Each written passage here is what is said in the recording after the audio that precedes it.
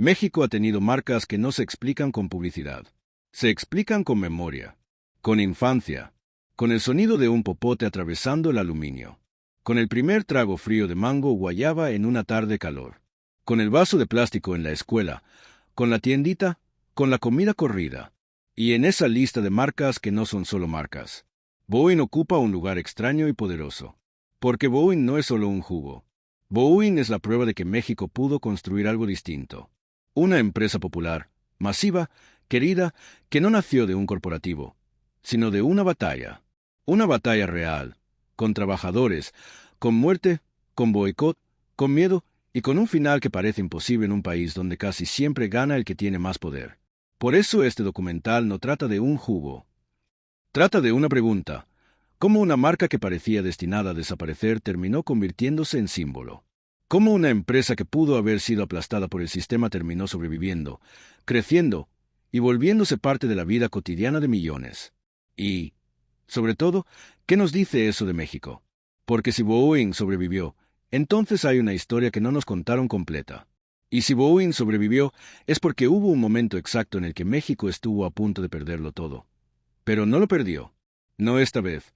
Hoy vamos a reconstruir, paso a paso, la historia de Boeing y Pascual. Origen, auge, punto de quiebre, traición, consecuencias y el legado. Sin gritos, con contexto, con hechos, con archivos y con una idea que incomoda. A veces el México que pudo ser no es solo un país que pierde proyectos, también es un país que, de vez en cuando, demuestra que puede ganar. Pero el precio de ganar, casi siempre, es altísimo. Todo empieza con algo que parece simple. México, a mediados del siglo XX, se convierte en un país urbano. La ciudad crece, las fábricas se multiplican, la gente trabaja largas jornadas, y el consumo popular se vuelve un mercado gigantesco. En ese contexto, nacen empresas de alimentos y bebidas que alimentan una rutina: el pan, el refresco, el jugo, el dulce. Y dentro de esa economía de diario, aparecen productos que no son premium, no son de lujo, pero se vuelven esenciales, porque se venden en todos lados, porque son baratos, porque son familiares. Pascual, en sus orígenes, se inserta en ese México que crece. Es una empresa de bebidas que encuentra su lugar en el consumo masivo. En las calles, en las tienditas, en los puestos, en las fondas. Y con el tiempo, Pascual lanza algo que se vuelve parte del ADN cultural: Boeing. Un producto que, para muchos, no es un jugo cualquiera. Boeing de sabor directo, sin pretensión. Mango, guayaba, uva, sabores que te dicen: esto es de aquí, aunque no lo digan con palabras. Boeing se convierte en un hábito. Y cuando un producto se vuelve hábito, ya no compite solo por precio, compite por costumbre, por repetición, por infancia. Hasta aquí, parecería el inicio típico de una historia empresarial. Una compañía crece, una marca se posiciona, llega a muchos puntos de venta, se vuelve popular. Podrías contarla como cualquier historia de mercado. Pero la historia de Pascual y Boeing no es una historia normal, porque el crecimiento no fue lineal. El crecimiento se rompió. Y cuando se rompió, el país estuvo a punto de perder la marca. Estuvo a punto de perder la empresa. Estuvo a punto de perder un símbolo que hoy parece inevitable, como si siempre hubiera estado ahí. Pero no. Hubo un momento en que Boeing pudo desaparecer. Y si hubiera desaparecido, hoy lo recordaríamos como se recuerdan muchas cosas en México, como algo que antes existía. Como una marca de los 80. Como un producto que ya no volvió. El punto de quiebre llega cuando entramos al terreno donde se decide la vida real de una empresa. Las condiciones de trabajo, el conflicto laboral, el choque entre quienes producen y quienes controlan. Y aquí la historia se vuelve peligrosa, porque ya no hablamos de sabores ni de botellas. Hablamos de salarios, de jornadas, de organización, de poder. Hablamos de un conflicto que, en México, suele resolverse de una forma: pierde el trabajador, gana el patrón, el Estado mira hacia otro lado, la empresa sigue, o la empresa se vende. Pero Pascual no siguió ese guión. Pascual se convirtió en una batalla, y esa batalla dejó muertos. Y dejó una herida que todavía explica por qué Boeing es más que un producto. En algún punto, y aquí es donde el documental necesita hemeroteca precisa, fechas exactas, testimonios y recortes, los trabajadores de Pascual entran en conflicto con la empresa. Demandas laborales, condiciones, negociación fallida. Y lo que sigue es lo que en México muchas veces se llama un problema, como si fuera una molestia administrativa.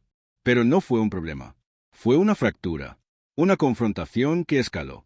Y escaló hasta un punto donde la violencia aparece, donde la represión se vuelve parte del paisaje, donde el conflicto laboral deja de ser un asunto de oficina y se convierte en un asunto de calle. Hay un México que no se cuenta en los anuncios. El México donde una empresa puede sostenerse con músculo, con contactos, con presión, con intimidación. Y hay un México donde los trabajadores, cuando pierden todo, se organizan porque ya no tienen nada que perder.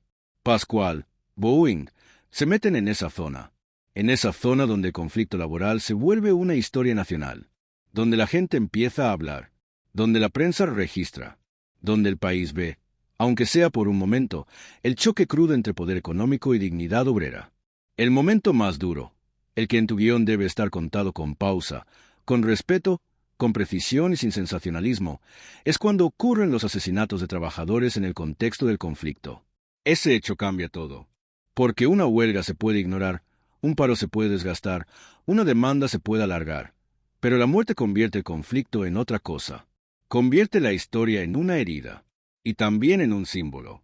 A partir de ahí, Pascual ya no es solo una empresa de bebidas.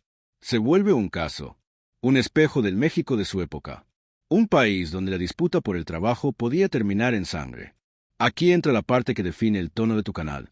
No se trata de gritar culpables. Se trata de mostrar el patrón. Mostrar cómo, en México, el poder económico y el poder político muchas veces se tocan. Como los conflictos laborales no son solo entre empresa y sindicato, sino entre estructuras. Y cómo, cuando el Estado interviene o no interviene, define el destino. En muchos casos, el destino es simple. La empresa aplasta y sigue. O la empresa quiebra y se vende. Pero en este caso, el destino se bifurca. Y ahí aparece el giro que hace a esta historia tan rara, el boicot y la resistencia social. Porque en algún punto, la gente empezó a hacer algo que en consumo masivo es dinamita. Dejó de comprar. O mejor dicho, empezó a comprar con conciencia. Empezó a elegir. Y eso, en un mercado dominado por hábitos, es un acto político sin decir política. Es el consumidor usando su moneda como voto. Y aquí la historia se vuelve impresionante. Un boicot sostenido no es fácil. La gente se olvida. La gente se cansa. La gente vuelve al hábito. Pero en el caso de Pascual, la herida estaba fresca, el caso era visible, y el boicot se convirtió en una herramienta real. Imagina lo que significa eso en términos de empresa. Una marca que estaba en la vida cotidiana de millones, de pronto, se vuelve un campo de batalla. Comprar o no comprar deja de ser solo me gusta el sabor. Se convierte en de qué lado estás. Y eso, para una empresa, es mortal. Para una empresa, el peor escenario no es la competencia, es la pérdida de legitimidad. Porque la legitimidad es el permiso social para existir. Y cuando ese permiso se rompe, la marca puede estar en el anaquel, pero la gente la ve con otra cara. Y aquí empieza la traición, en el sentido que hemos usado en tu canal. No una traición de novela, sino el mecanismo de desmantelamiento. Cuando una empresa entra en crisis por conflicto laboral, hay fuerzas que se activan, intentos de recuperar control, intentos de disolver la organización, estrategias para agotar a los trabajadores, para quebrar la resistencia por hambre, por miedo, por tiempo. Se juega a desgaste, se juega a cansancio, se juega a que la gente olvide, se juega a que la prensa pase a otra cosa, se juega a que el problema se enfríe. Porque el tiempo es un arma, y en la mayoría de conflictos, quien tiene recursos puede aguantar más. Los trabajadores, en cambio, viven al día. Sin salario, el tiempo te mata.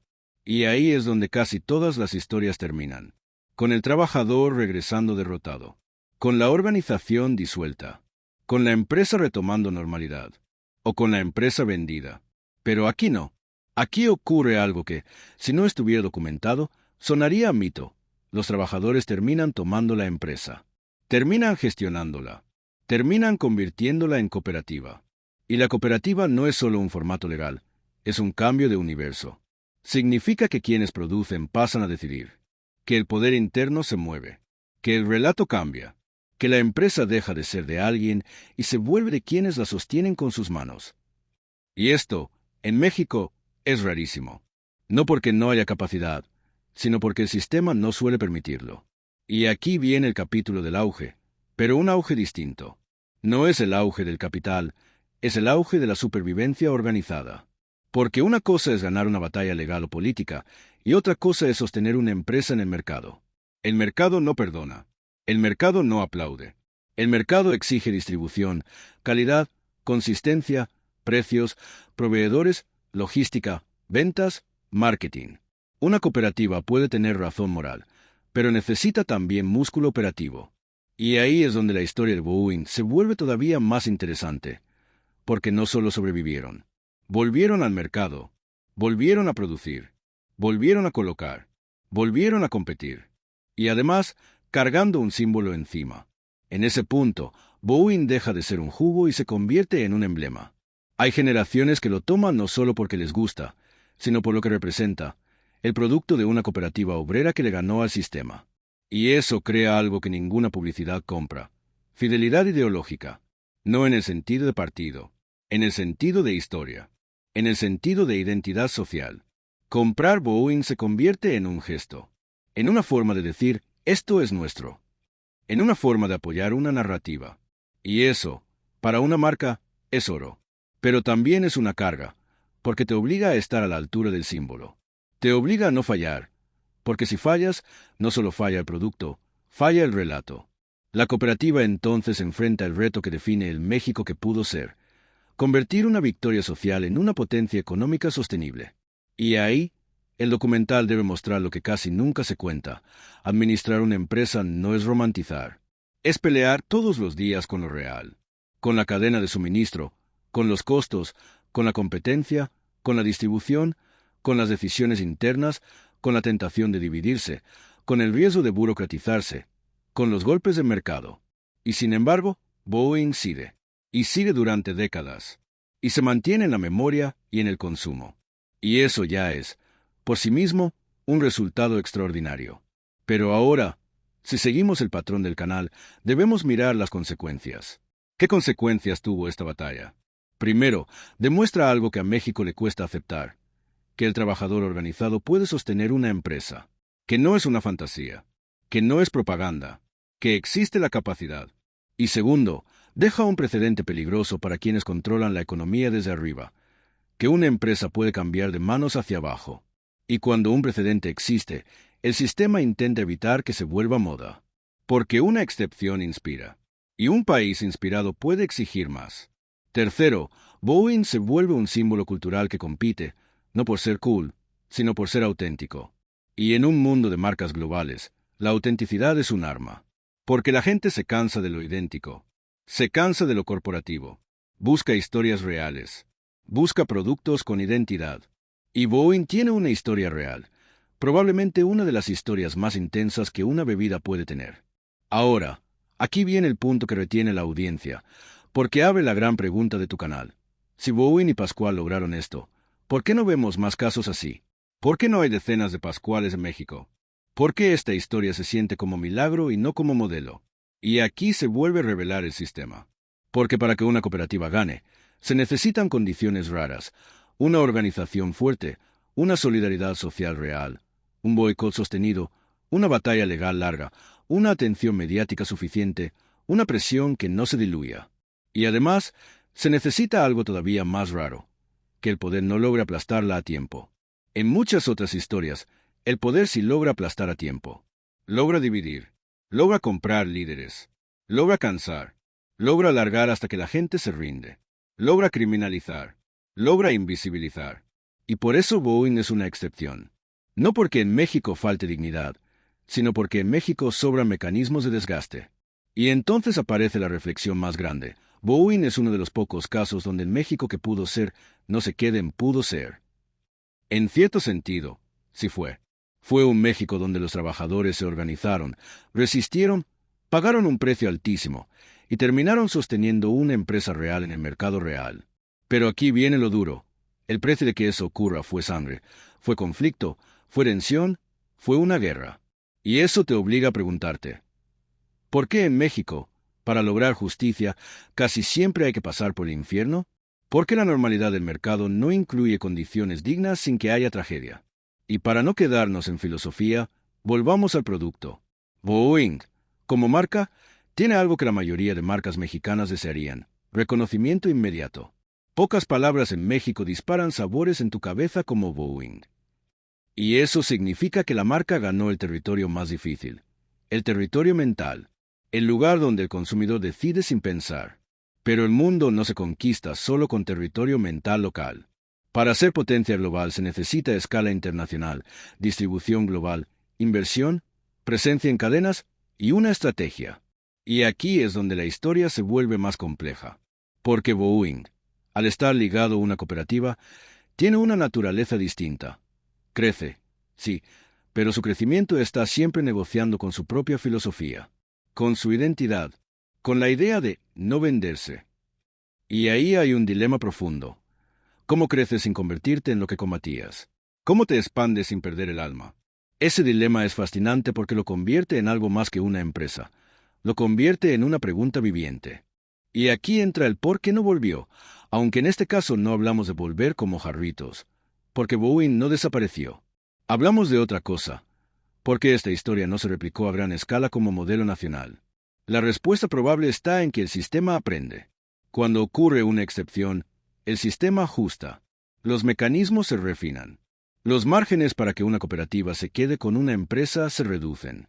Y eso convierte a Boeing en un caso casi histórico. Una ventana que se abrió en un momento del país y que luego se cerró, o al menos se volvió más difícil de abrir.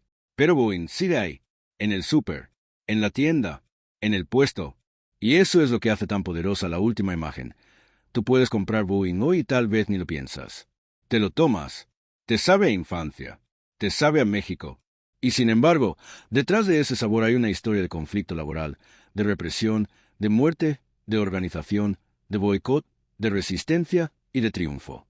Hay una historia que, si te la contaran en otro país, harían una película. Pero aquí, muchas veces, se cuenta como anécdota. ¿Cómo sabías que? Y no, no es anécdota. Es un caso. Es un espejo. Es un capítulo completo de lo que México pudo ser.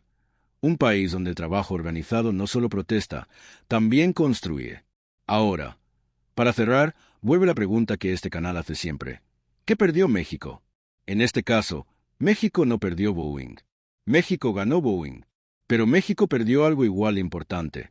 Perdió la normalidad de la justicia. Porque para que esta historia terminara con cooperativa, tuvo que pasar por tragedia.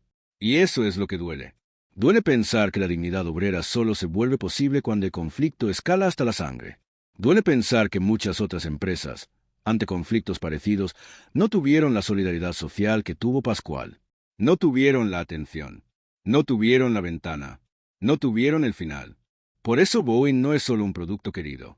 Es una advertencia y una esperanza al mismo tiempo. Una advertencia, porque muestra hasta dónde puede llegar la confrontación cuando las estructuras se niegan a negociar condiciones justas. Y una esperanza, porque demuestra que, incluso en México, incluso contra el tablero, una organización puede ganar y sostener. Y entonces, el último golpe emocional, el que te deja pensando. Tal vez el México que pudo ser no solo está hecho de proyectos cancelados y empresas desmanteladas.